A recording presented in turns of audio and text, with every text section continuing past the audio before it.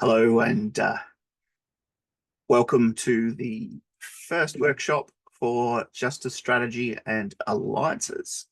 I'm Scott. Some of you have met me before, some of you haven't. I'm the UC for this subject, and our purposes today is to talk about what we're going to be doing this term, give you a chance to ask questions about assessment, and we have a few decisions to make in terms of format and whether or not we include the strategic game that was designed for this unit, which is the unit can run successfully without it, but it does need a number of people to be involved in the game from week to week, or it sort of falls over. And if you can hear that racket, hopefully you can't. Hopefully my microphone's being selective. There is about 40 white cockatoos outside my window making the devil's own noise.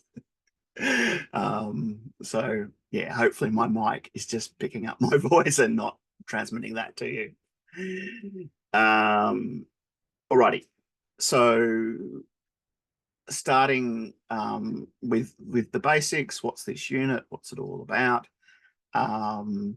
It's about strategic thinking. It's something that our community people, employers, friends of the criminology program had on their wish list when I was designing the program, and I said, well, is this something that you would like criminology graduates to have that they don't have presently?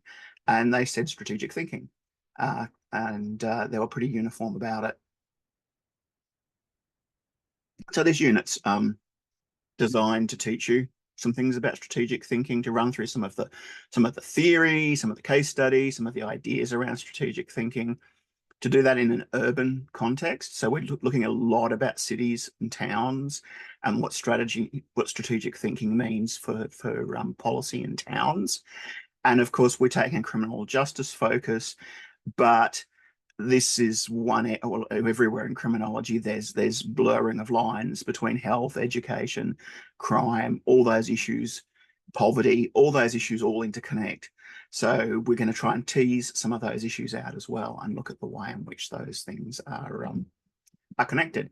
Now, probably the best review I've had for this unit was a student, I think last year or the year before, who said, when I saw this unit in the guide, I thought it looked like it'd be really boring, but it wasn't. I thought, thank you for that. So, and I think the reason is some of us have been subjected to strategy and planning days at work, and they are about as awful as the sound those cockatoos were making a while ago, except boring as well. And the way strategy tends to be used in business is you get a day where you pull all the staff out of work and they get talked at by the bosses for hours on end. And then at the end, you make structures out of spaghetti or something, which is supposed to prove something about team building. So strategy in the business world tends to be done really, really badly. And what we're trying to do here is to cut to the chase and to look at, some of what people have said about strategic thinking and some really practical advice. And a big part of that is that idea of alliances. And again, one of the big problems we have in the justice sector is competing priorities. I mean, there's big competition between, justice sector, health sector, education, government. But we also, even within the justice sector, police, courts, corrections, drug diversion, First Nations support. There's a whole lot of competing agendas within that. And what is been successful, and we'll look at some examples as we go, is where we actually try and move towards being more collaborative and working with people. And I don't know if I mentioned this in the intro video, but one of my students many, many years ago told me about a sting operation the police had with a pedophile ring. Yeah, and there were no actual pedophiles in the pedophile ring. They're all the different police agencies, because no one had told anyone else that they were running this top secret program. And yeah, it was fundamentally an embarrassing thing to have happened. But you get more mundane examples of that all the time, where you get one person in charge of an area who's career minded and they step on the toes of everyone else, and they manage to ruin the success of programs because they behave in a way that's not collaborative. So lots of stuff going into this unit. I hope I've picked stuff that I found interesting and not included stuff that I found boring, in the hope that that's going to be a bit of a filter for you guys. Because again, the strategic area, there's all those books that you see dudes with that they buy at the airport with, you know, how to win at being a successful CEO. And yeah, I read a lot of those doing this, and most of them are trash. Most of them are quite useless. So I tried to pick out the best bits. So in terms of the way we work this term, it's flipped classroom. And yeah, they're in economy, but don't own the airline yet, until the other guys manage to crash the airline economically, and then someone else can buy it. The format for this is flipped classroom. So you've got the preparatory materials. Again, I picked readings. The readings are all quite different, and sometimes you might read them and think, oh, why are we reading this? But there is a purpose to all of them. And they're to give you different perspectives and different ideas about urban change and strategy. And each of the workshops each week occurs in two parts. The first part talks about the application of the reading for that week, and they were all connected to an ongoing story about a particular town, a fictional town that we call Blyton, and the stories that we use each week are part of a sort of a bigger story that's unfolding around that town. And the second half is generally, or the second hour was generally set aside for a strategy game that also involves the town and competing interests around the town. Now, last year this didn't work. We didn't have enough people committed from week to week to actually run the game. At a very bare minimum, there needs to be 4 people who are going to be around each week. It probably works best if there's 8, so that within your team you have someone else to talk to, because there's 4 teams. And yeah, it's better if you actually have someone you can speak to. But one option that I've been discussing with some of the students, and so last year what I did was I provided alternative assessment. The assessment was originally tied very closely to the game. I came up with some more conventional kind of essay assessment that was still assessed the same skills, the same outcomes, but it was not connected to the game. It was just a couple of research assignments. Okay, so this year, I'm going to give everyone the option of those 2 assessment tasks again, and the alternative assessment is on Moodle. And if we have people who want to play the game from week to week, what I'm going to suggest is we actually do it asynchronously via Teams. We can use some of the face-to-face time to talk about things and ask questions and whatever, but it's basically the game requires you to making strategic decisions each week, and we can do that just as effectively via Teams. And actually, when I ran the game the year before last, I did spend about 15 minutes of each tutorial actually figuring out what everyone's moves meant, and actually doing that processing time, which was good because everyone else just talked amongst themselves, but it actually means it's kind of wasted time. So if we do it all via Teams, this is if you guys want to go ahead with it, if we get 4 people to run with it, then it's probably more effective that I just post prompts in Teams and get you guys to answer those prompts, and we figure it out that way. So I'll talk a little bit more about the game later and answer questions about it. But in terms of what it means for assessment, you've basically, by default, there's the alternative assessment in this unit. I didn't change it in the unit profile because this is the last time this unit's going to run. So it didn't seem to be much point in actually going and doing all the formal changes. But if you do want to play the game, you'll have that option to do the assessment that's in the study guide, if that makes sense. All right. So, have you got any questions at this point? While I sift through my materials.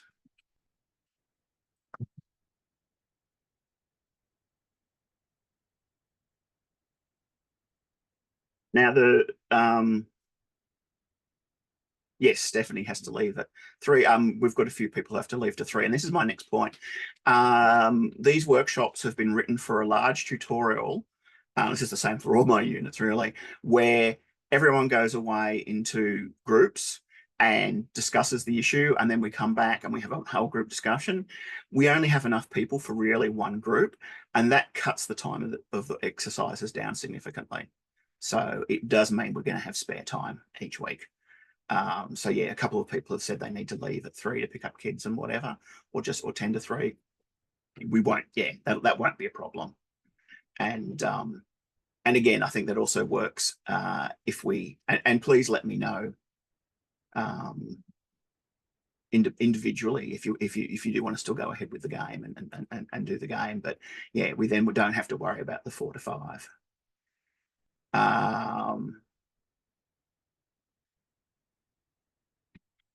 Cool.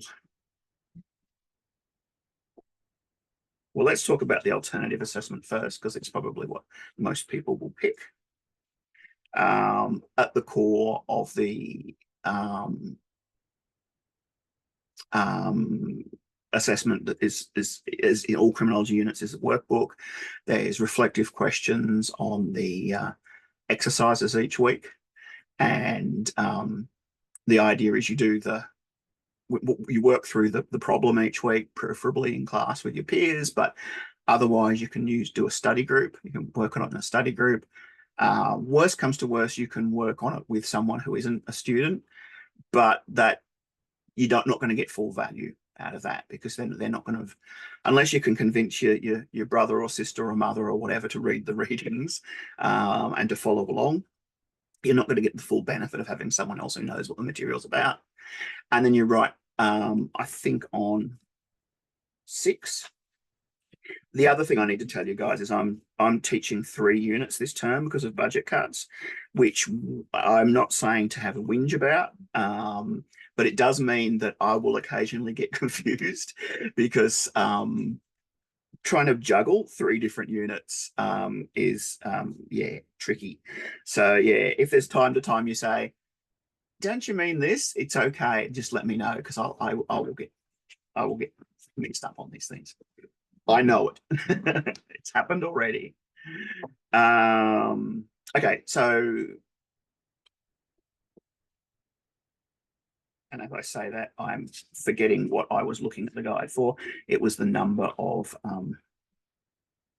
workbooks to 6 submit. was correct.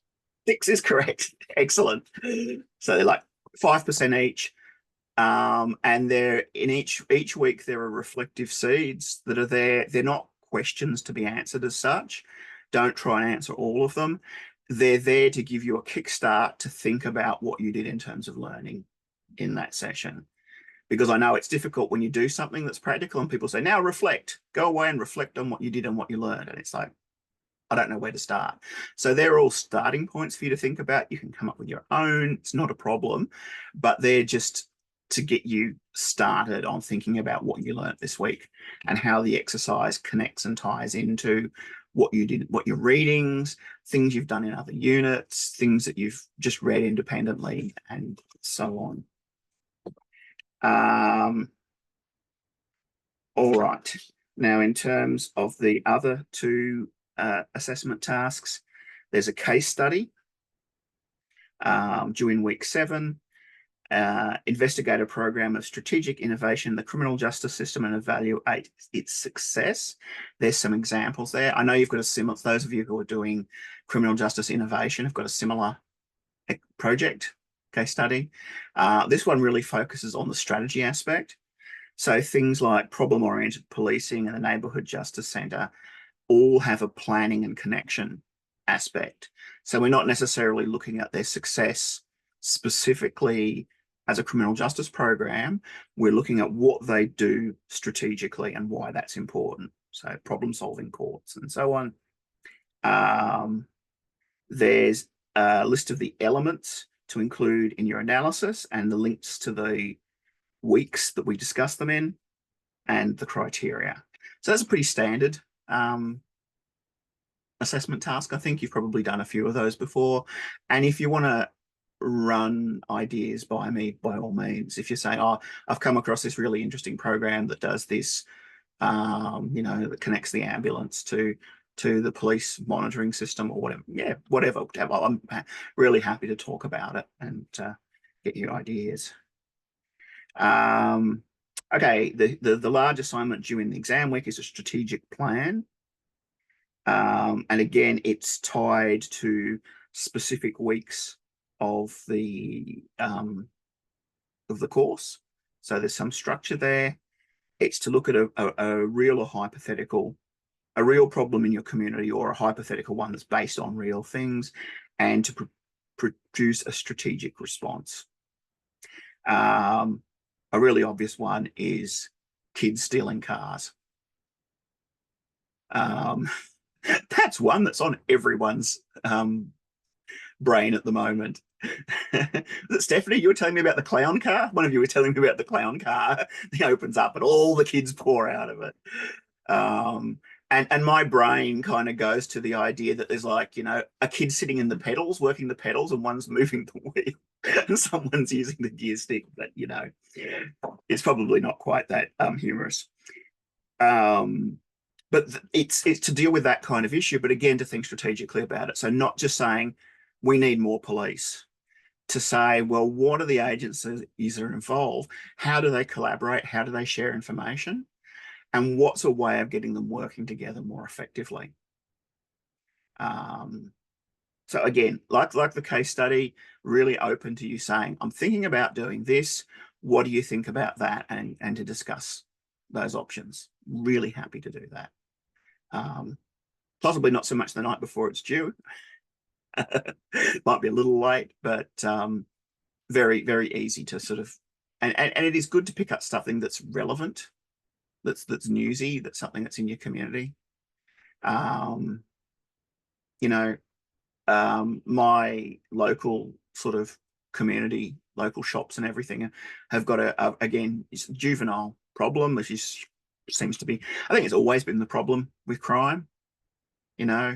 On a strategic level, it's either a bunch of kids making trouble, or it's almost completely the other end. It's a group of really sinister people who have resources and are able to plan and out-strategize you, whether they be organized crime, white-collar crime, drug cartels, human traffickers. There's sort of these two polar ends of crime, and there isn't that much in between. Kids and young idiots doing stupid things. And I don't mean stupid in a dismissive way, because people get hurt out of stupid things. But they have different strategic responses and different ways to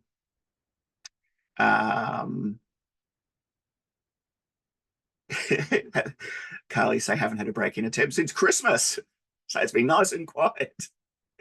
And Stephanie saying, why is it more prevalent now than I was growing up? Social media. Yeah, we are more aware is I think a huge part of it, because the crime rates haven't changed an awful lot.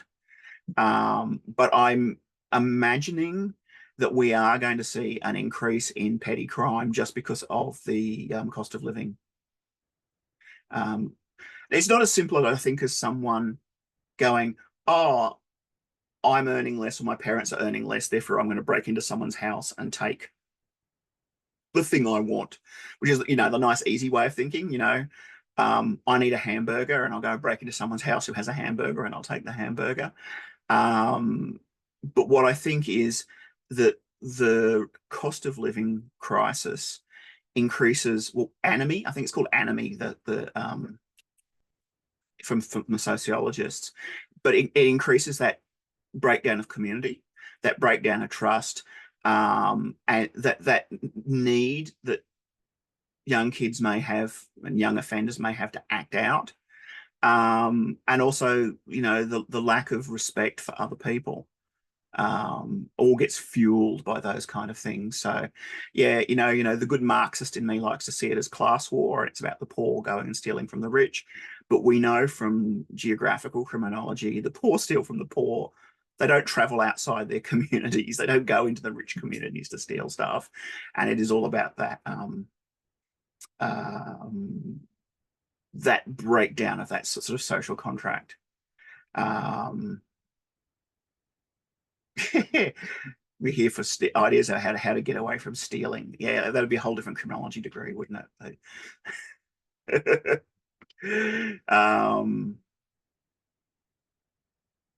Danik is a full-time youth worker, deals with the kids who are out doing that stuff. Yeah.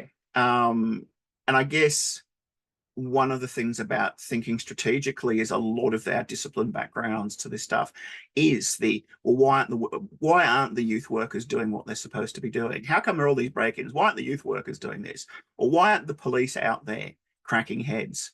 Or do we need more police? We need more police because my house was broken into on Saturday night, and I think there should be a police officer outside my house on Saturday night to stop it being broken into. Except if there was a police officer outside my house, I'd get incredibly paranoid, and I'd be, why is there a police officer outside my house? But um, we throw shade at the schools and say, how come the schools are producing these kids? What's wrong with their parents? So um, yeah, as Steph says, there are no consequences. If there are no consequences and no one takes it seriously, but what are the consequences? What are the consequences that stop other people from committing crimes?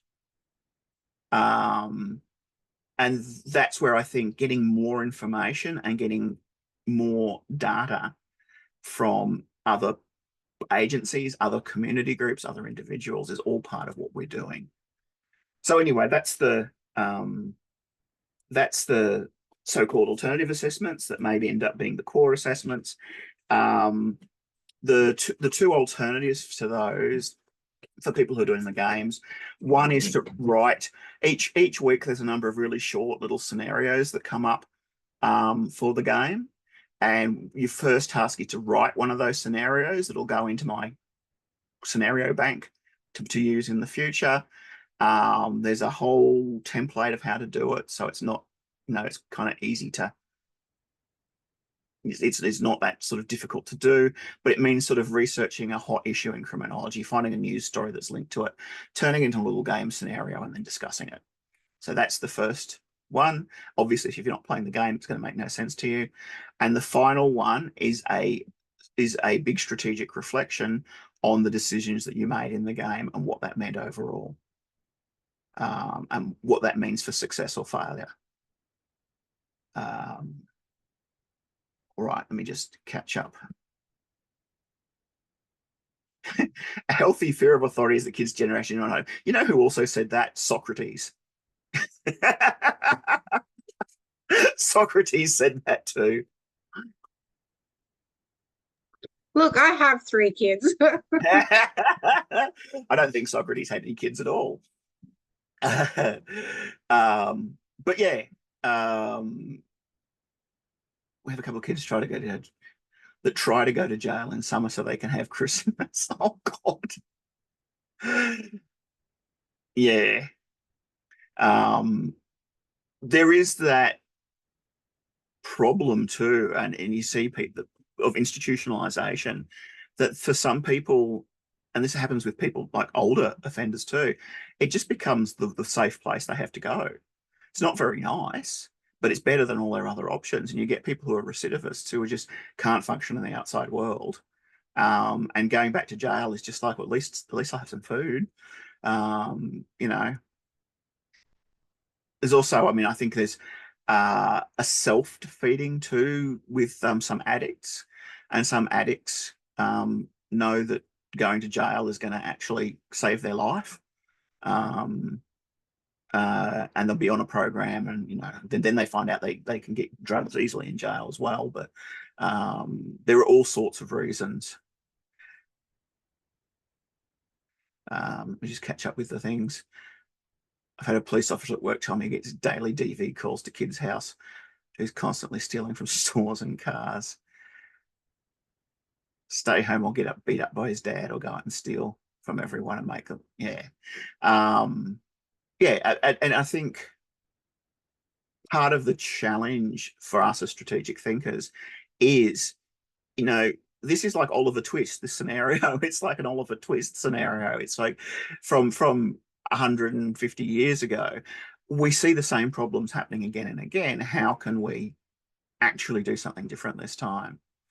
Another problem that we have, and it really breaks my heart, is we get really good programs and they get funded for like 5 years and then they don't get funded again.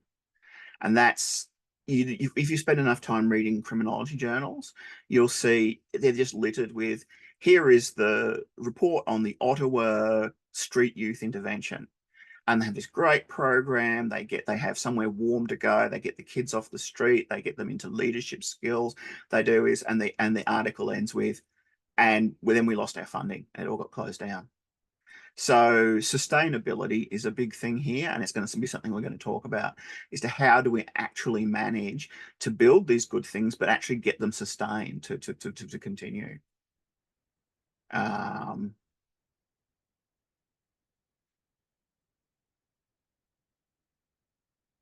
Michaela says it's a horrible that this is the world we live in.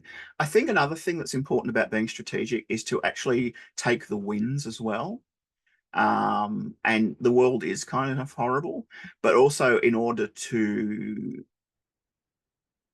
for your own well-being when you're working in the sort of in around the justice field, it's really important to take the wins and to see where there is progress.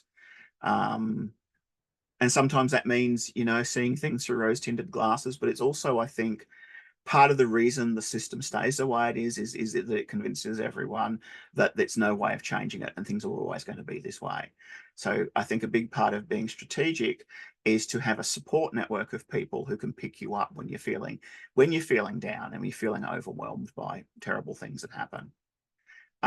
We're going to talk about the Community Justice Centre at Collingwood in Melbourne, which has been massively successful. And one of the things they've done is put representatives of all the agencies together on one floor in an open plan office.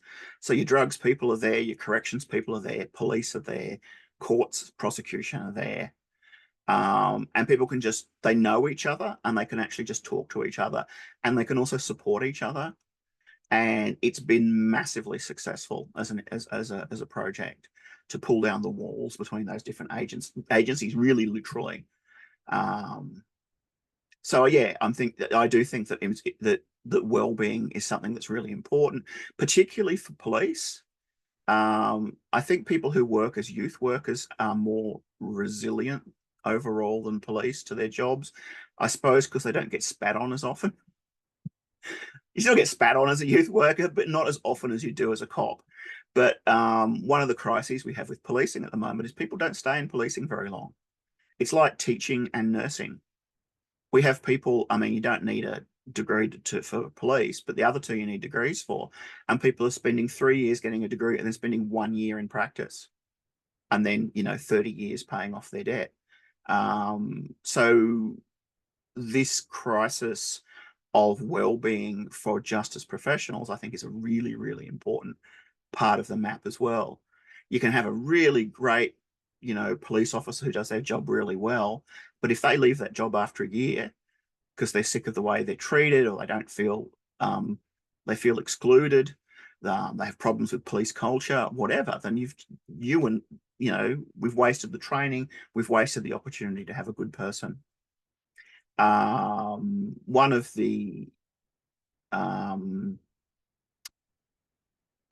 my sort of contacts out in the justice field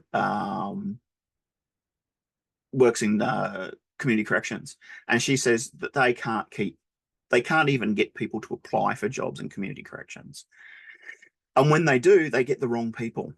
So in community corrections, they want smart people. They want people who are empathic, intuitive, are good with people, and are good with sorting out the problems that people who are on community orders or who have come out of incarceration and are reintegrating into community. They want smart people, and the people they tend to get who apply for those jobs are people who are enforcement oriented, who are just smack them on the head if they do the wrong thing sort of approach to problems. So yeah, I think that's an interesting dilemma. And I tell all students, whenever I see students, I tell them this because there's lots of you guys who have got exactly the right skill set for community corrections, but may not think about doing it because you think, oh, it's all being prisony and it's all about being like a prison guard.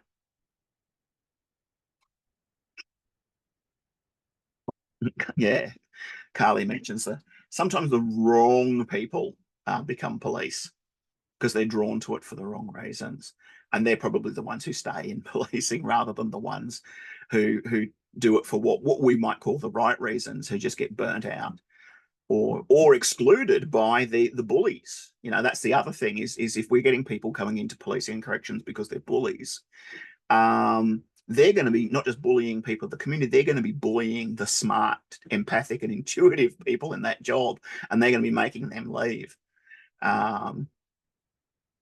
I've just started reading Michaela's My Aunt is 85 and still a prison guard. Oh wow, that's awesome.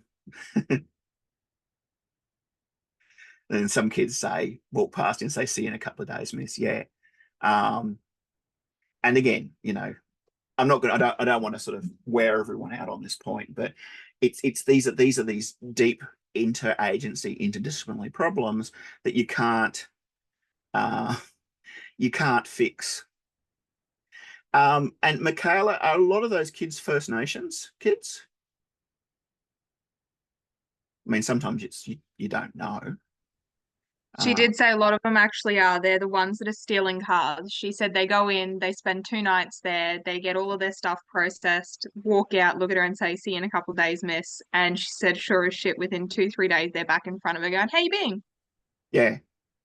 So it could be that there's something in terms of the Indigenous need to have that sort of community that they're not getting from their families, that they're getting from her. That she's being kind of like a stand-in elder for them. Now, it'd be nice if we could do that without actually having them commit crimes and get criminal records. But yeah, there one of the complexities of these issues is where First Nation kids have different ways of thinking, different approaches, different needs to the systems that are developed around very much, Oliver Twist model of criminality. To be honest, our juvenile justice system is still Oliver Twist and the Artful Dodger, and a governor kind of thing. And there's still a lot of influence of the idea of the workhouse, the idea of the idle poor. And if you could keep the poor busy by giving them tasks to do, they wouldn't be up to mischief all the time. And yeah, people don't think like that anymore, but so many of the structures that were built in that time still remain today. Okay, so in terms of things to resolve for today, you've got a little bit of homework to think about the game. Look, I'm easy either way. I'm happy to do the extra to keep the game running for those who want to do it. But if you guys just say, look, it's a really busy term, I can't commit to it, then we won't do it. But we really do need 4 people to commit to it, and hopefully a few more in case there's an emergency and someone drops out. In terms of the first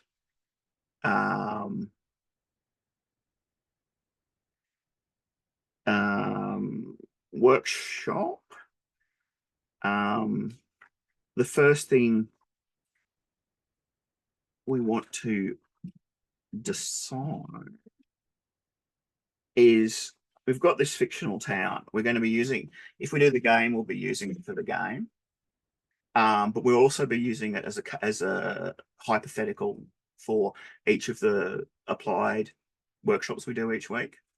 And it's to talk about what is killing the town. So we've got a bit of an idea of it, and there's obviously going to be a lot of factors, but what are some of the things that we might want to introduce to the story that that is the cause of this town being in a really bad way? And you can draw on examples that you know about from where you live. Hopefully you don't live in one of these sort of towns, but we know about them.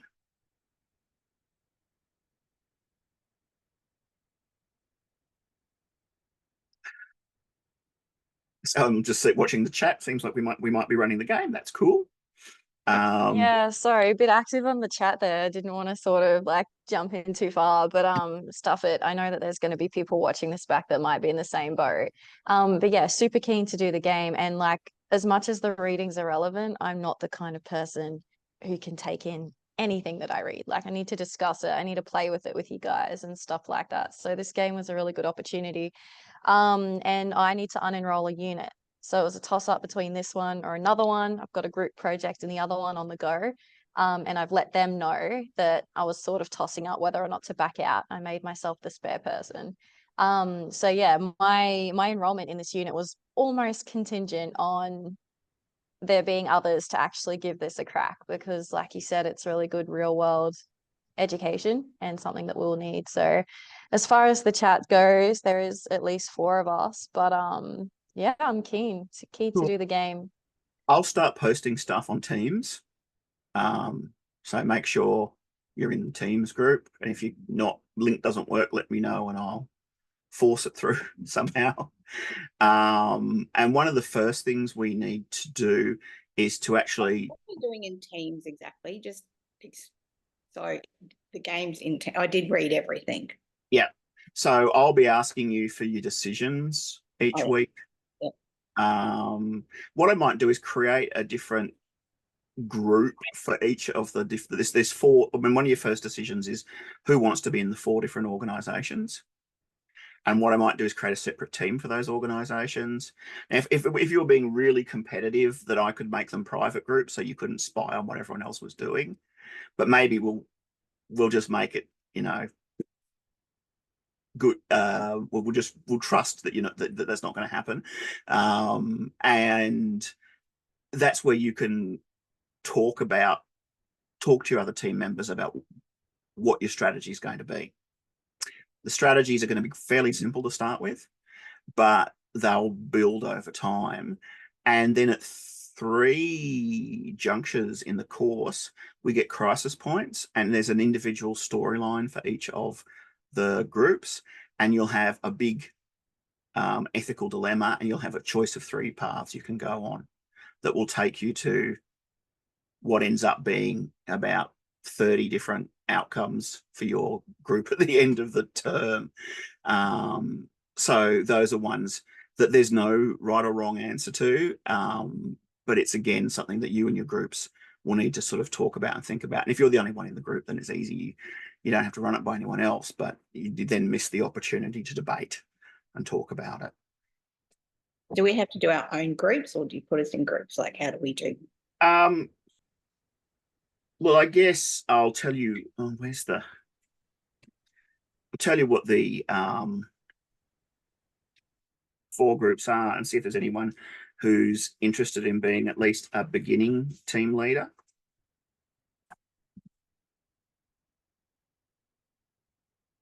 Which can change over time, but so the four organisations are an administration organisation, which is like a government department, council committee, working group, your government-oriented group, an advocacy group, which is a broad-ranged public organisation dealing with issues including poverty, health, environment, public safety, a welfare group, which is a humanitarian community organisation that works with people on the ground level, and an enforcement group, which is police, security, and so on. So those are the 4 orgs. I don't know if anyone, a question, if we decide to do the game, does everyone have to do it as well? No. And even if you're playing the game and you want to default back to the alternative assessment, that's not a problem. If you still keep playing the game, but you think, look, I'd rather just do the alt assessment, that's fine. you're not going to lock yourself into and commit yourself to one thing at this point.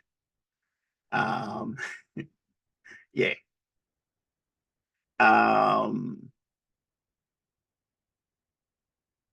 Do it on Teams so we can do that asynchronously. Yes, and there's also Google Docs that chart the progress. So what I will do is where I need each week, when I need a response from the group, I'll post a question in each of those groups. You just join up with whichever group you want to. Although if you kind of decide amongst yourselves which one you want to start in, that's probably easier rather than everyone wanting to be in one or the other. And sort of the core of the game is each of those groups produces a different sort of problem-solving resource. And some of the problems you're going to need to be able to share with others and swap resources. And each week you're going to have problems that turn up, and you're going to need to know, am I going to spend my resources on the problem, or am I going to stockpile my resources and save them for bigger problems down the track?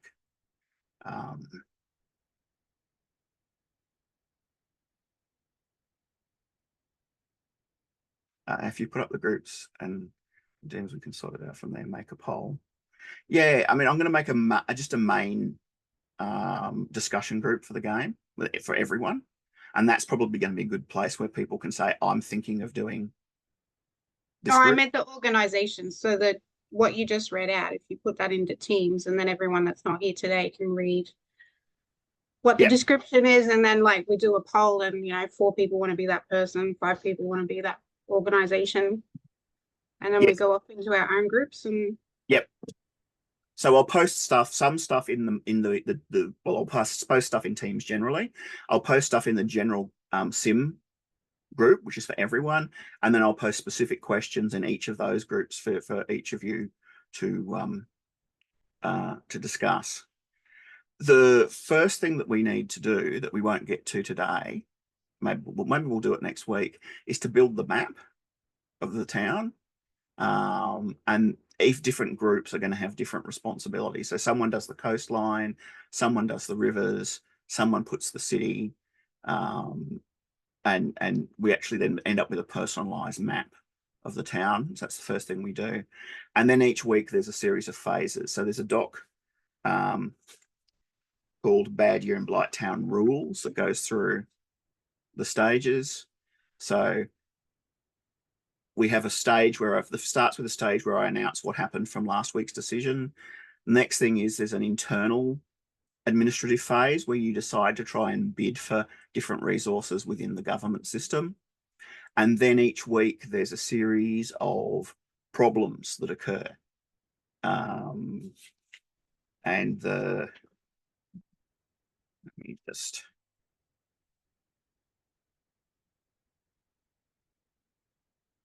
Again, we'll talk about this properly next week because we have plenty of time.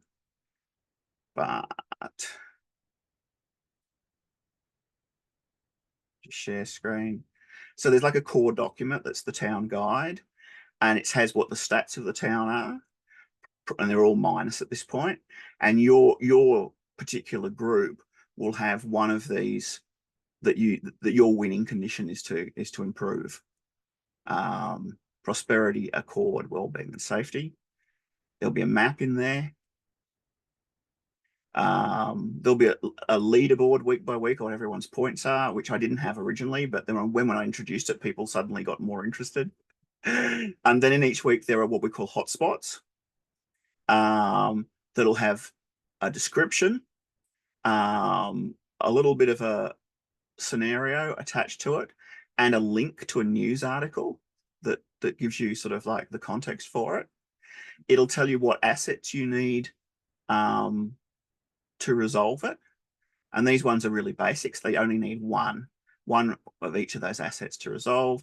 And then the second big decision you have as a team is, do you want to try and resolve one of these? As we go forth, there's going to be more and more resources required, and there's going to be mixed resources required for some of these.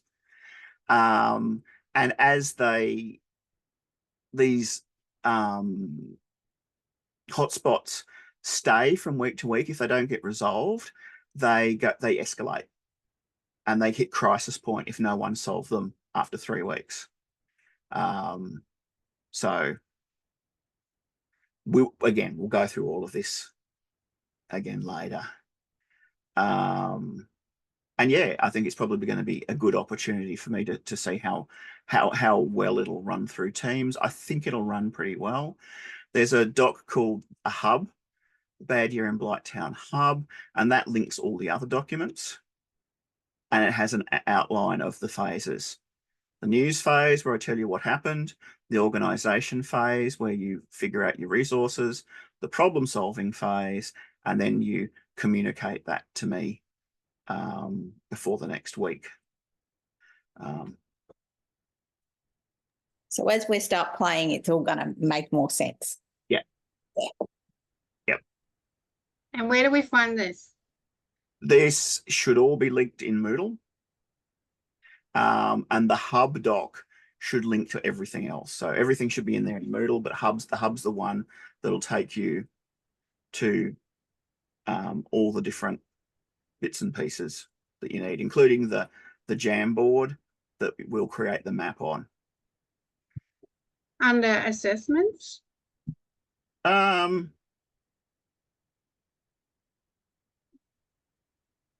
should be a tile that is simulation. Yes, there is, but I didn't go into it.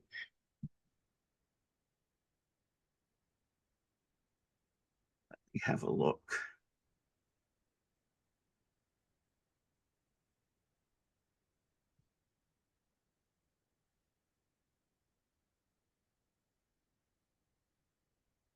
It has the rules in the hub. Awesome. And I will also put in the links to the playbooks for each team, which tells you a bit more about what you can do and how your teams are, what their individual powers and objectives and things are. But I'll put them in the teams, the teams team, the organization thing for teams. You should only be looking at yours, not what other people's are. But that being said, it's nothing lethal if you look at what other people's are doing, unless you're being really competitive about it. Which did happen the first time I ran it. The community services group got incredibly ruthless and started betraying the other groups on deals. So we had the people with all the yoga mats and the crystals were the most ruthless Machiavellian players of all, which was kind of funny, but you know, they learned a lot about making deals and breaking them, and how you could get advantage out of that. The person who was doing it is actually quite lovely, and they wouldn't do that in real life, which is also kind of interesting, that a simulation gives you an opportunity to play around with things in a safe environment, and to do things you wouldn't do as a decent person. Scott, just to confirm that you still play the game, even if you can't come to the tutorials, which will be coming, but just for everyone else, even if you don't. So what they just said, Stephanie said, we have 17 participants. They can still play the game behind the scenes without having to, you know, make sure they make tutorials. Or sometimes have to, but you know what I mean? Like it's still possible to play make them, Yeah. So if you're just doing it asynchronously, you can participate as much as you like in those teams. But yeah, I would ask that the first thing you do is sort yourself into a team that you'll stay in, so you're not jumping between teams. All right. And yeah, the leadership role is the crucial one. We had one of the times we played it, we had one of the group drop out altogether, and that threw everything out into chaos.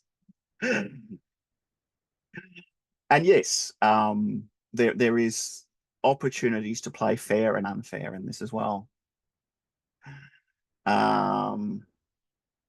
Phil, just wanted to make sure so that everybody, you know, people watching, you know, just so to understand that you don't miss a week or you can't come, still can do the game because I'm keen to do the game.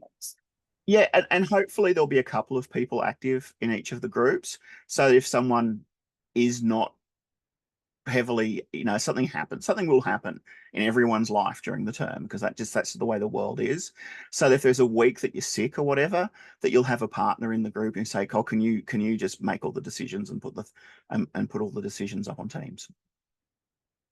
And that would be the other thing and I'll put this up as well, that we didn't talk about in the workshop, is the